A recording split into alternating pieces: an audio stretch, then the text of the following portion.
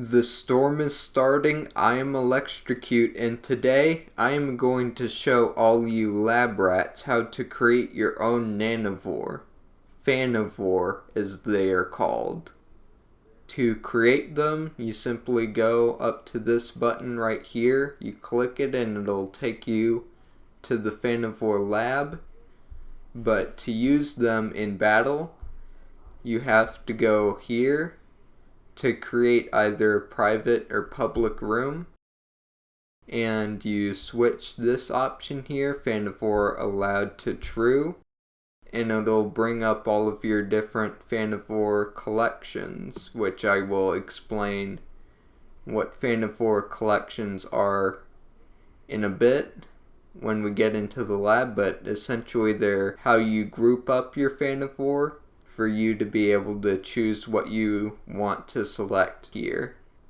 So you can choose to select this one and not select that one, or select this one and not this one. So you don't have to have all of your Fanovor in all of the time. But let's get to the lab itself here. Nothing you see here is guaranteed to be included in the actual game as an official Nanovor. It's just my personal ideas. All accounts will only be able to save up to 10 Nanovor at a time. However, we will have a Discord channel for Fanovor by the time that this video is released. So if you post your Fanovor creations there and we find them to be particularly creative, we can increase the max Fanovor that you can have saved on your account. Increase it from 10 to 15, 20, or maybe even higher. How you'll probably want to show your Fanovor in the Discord channel is to click this button here. When you click the showcase button, it'll show all of the descriptions for each attack at the same time, whereas without it checked, you can see the delete buttons for each attack here, and the descriptions only show when you hover over the attacks individually. To create a new collection, it's pretty simple. All you have to do is enter the name for the collection that you want.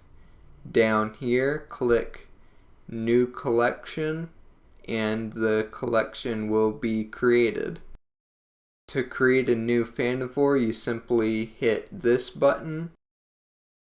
This right here determines what collection that new Fanovor will go into whenever you hit the new Fanovor button. And as you also saw there's a copy Fanovor button, so you can duplicate any Fanovor that you already have. The main use for this is recreating attacks, which can be somewhat complex to make in the first place. So if you want to recreate similar effects or the exact same effects without having to redo the work, this button can be really useful. The basic things you must fill out for every Fanovor is the name, the faction, their swarm value, stats, base, which you all know, and max for the jolted stats mode, which you can set in rooms. Unique identifier is really important. You don't want any Fanovor to have the same unique identifier. For example, don't reuse this one you see here for any of your Fanovor. It's how the game identifies a very particular one. So it's really important that you get all of these to be, unique. Have a unique identifier for every unique Fanovor. The model URL essentially determines what your Fanovor will look like in battle. It essentially is just you have all of the options of the normal Fanovor or normal Nanovor. I always get Nanovor and Fanovor mixed up, it's really easy to. So I might do that a lot more in this video, but you hopefully get what I'm saying. So here I have PSI Scarab 2.0. Obviously, you want to use model URL PSI Scarab 1.0. For any Nanovor / model URLs that only have 3 attacks, you can't really give them a 4th attack, because if they try to do a 4th attack but they don't have one as an actual animation, nothing will happen. It'll essentially just act like you skipped the round. You click the skip round button instead of everything else. So unfortunately for right now, if you want to have a 4th attack, you're going to want to choose a Nanovor or model URL here that has a 4th attack. If you only have 3, of course, you can go with any Nanovor model URL. A Nanovor with 4 attacks or 3, it doesn't really matter.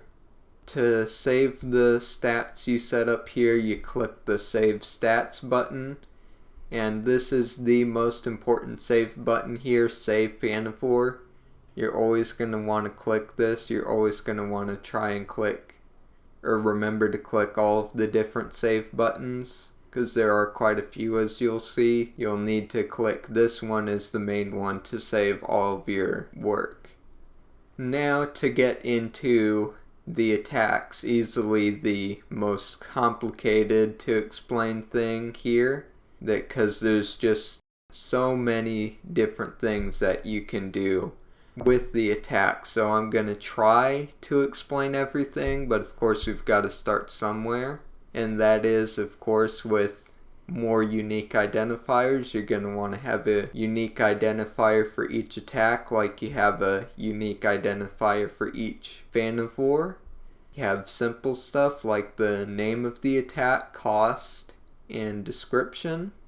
For icons, you have all of the different options available in the game.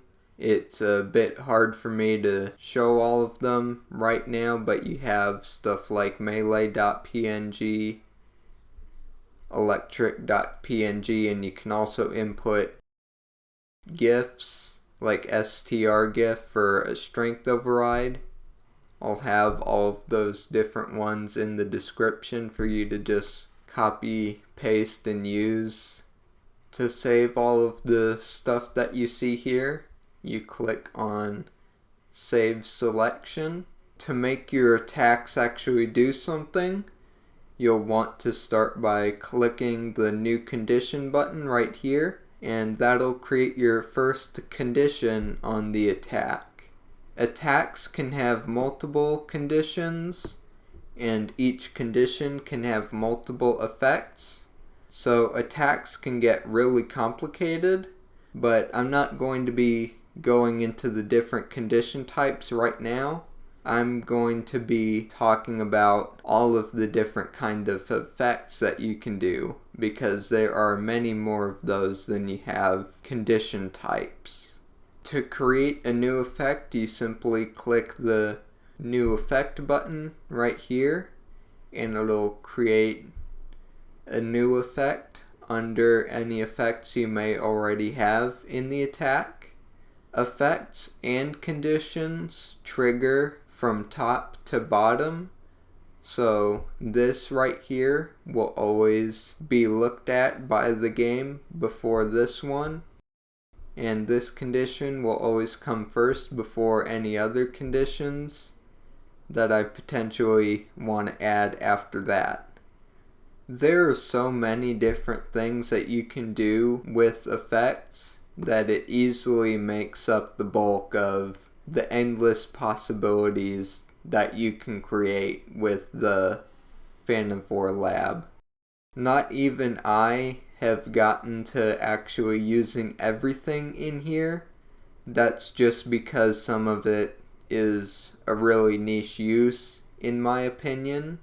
But that's also because some of it doesn't even have like a real use. At least for the Fanovor Lab, it's mainly just used by the game itself. To start with, of course, You have the simplest effect type, damage. It's the one that you get when you first just click the new effect button. It just automatically goes to damage. And a basic damage attack essentially is this. You have damage as the effect type. You have the action as set. You have whatever base damage you want as the value, which is multiplied by the strength of the Nanovor to get the actual damage output. So this is going to be a 1.25 times increase to this. That's why it's 63. And then for making a basic attack, once you have that, you set it to affect the target. You have is permanent, so the damage actually stays on the target and it doesn't disappear. You simply click save effect, and that's a basic damage attack. Stat debuffs work very similarly. I'll show you some here. For instance, a strength debuff to the target. You have effect type strength. You set the action to decrease. You have the value that you want it to decrease by. Affects target is permanent. That's how you do a basic strength debuff to the target. For energy and all of the other stats, it's really similar. Effect type energy, action decrease, value 1. Affects the target is permanent. That's how you do basically all of the debuffs, whether it's strength, armor, speed, energy.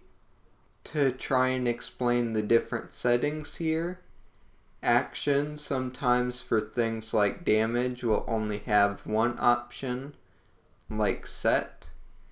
Whereas if you go to like obliterate override, the only option will be remove. But if you do things like I just talked about with the stats like energy or strength, all of that different stuff, you have the options to either increase or decrease.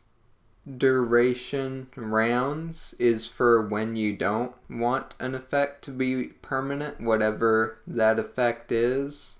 You would not want is permanent or persist to be on if you're using a duration. So you could set this to be like 3 rounds, including the current round that you're using the attack on. So for something like swap block, it would be the round that you used the attack for and the 2 rounds after, but you can apply it to anything. That's essentially how duration works. You can also set a delay for an effect to occur a certain number of rounds later. If the effect type you have selected is compatible with being an override, like strength, armor, speed, or even energy, you simply have this checked here and it will be an override. If you want the duration of your override to be indefinite, you're going to want to have persist checked down here instead of is permanent. Affects user and affects target are pretty simple. It determines what all you set here affects, either the target Nanovor or your Nanovor, or you can set it to both as well. You can set a percentage chance for the effect to occur with accuracy. The default is 100%, but you can change it to be anything like 80%, 50%, or 25%. Frequency will have an effect occur every time a certain number of rounds have passed. So if I have this set to 1, this effect will occur every round. If I have it set to 3, it'll occur every 3 rounds. Now for more examples on how to replicate basic attack effects, such as swap block, you'll want to select increase, set a value to whatever you want, usually 2 or above, select effect target, and make sure that is permanent is off. Obliterate override is used for both removing enemy overrides and removing your own spikes. So if you want to have an effect that removes your own spike, you're going to have to set the value as red, yellow, or blue. But if you want to have it set to remove any override from the target, you set it to any. Switch it from effects user to effect target. To make damage armor piercing, it's really simple. You have an effect where you have armor pierce set, effects target, and I believe that is everything. That's all you need to have for an armor pierce. For something like a dodge override, the value that you have right here will act as the percentage chance for your Nanovor to dodge. If you want to go with only vanilla game mechanics, of course you can have it as an override, although I do believe that you can have it as a non-override also. With the spike effect, you can set either a red, yellow, or blue spike. We have also added an Omni spike, which combines together all 3 spikes. Some more uncommon effect types include stun, energy for specific factions, which you can turn into overrides, an energy damage multiplier like Gigawing's Smackdown, and clear recent hack like Battle Kraken's Hack Zap attack, damage multiplier and strength multiplier. I believe these 2 things can be used for basically the same things in different ways. Now for the different condition types, which there aren't nearly as many of when compared to effect types. You have no condition, which always happens when you use the attack. Override, which you can set to require either a red, blue, or yellow spike. You have faction, which you can set to have the effects in this condition only trigger when targeting a Magnemod, Hexite, or Velocitron. Speed, condition that only triggers when a certain condition value is met. This one being their speed is less than a certain amount. For example, like they have less than 30 speed, so this attack will be able to do more damage. Strength, which is the opposite. You have the ability to set a condition that only happens if the target Nanovor only has above a certain strength value. And finally, chance. You can set a simple percentage for the entire condition and effects in it to occur. That should be all the information you could want to know about using the lab, but I am open to questions as always. I hope to see some amazing Fanovor creations. Looking forward, there will be a big announcement in the Discord server later this month. More videos are in the future and more updates to the game are on the way. So until then, that's all for now.